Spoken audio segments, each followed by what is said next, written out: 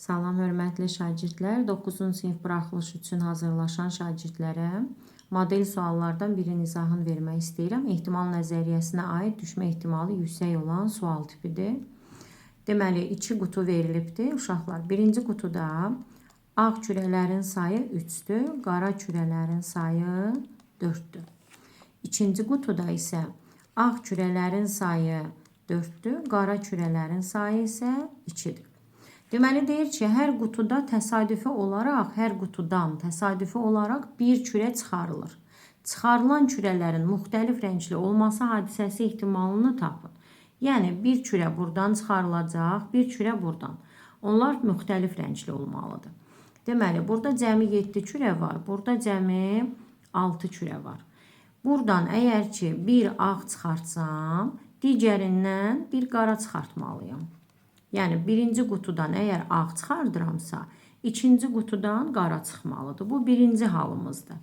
Gəlin, bunun ehtimalını hesablayaq. Deməli, deyirik ki, birinci qutudan ağ çıxma ehtimalı 7-də 3-dür. Cəmi neçədir? 7, ağ isə 3-dür. Yəni, 7-də 3-dür. İkinci qutudan isə qara çıxartmalıyıq. O zaman ikinci qutudan qaranın çıxma ehtimalı isə 6-da 2-dir.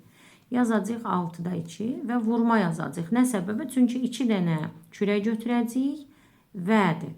Yəni 7-də 3 və 6-da 2. Bir ağ və bir qaradır. Və olduğu zaman vurma yazılır. Hesablayırıq.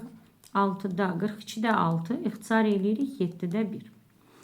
İkinci halımız hansıdır? İkinci halımızda isə bir ağ, bir qara, ancaq birinci qutudan bir qara çıxardacağıq.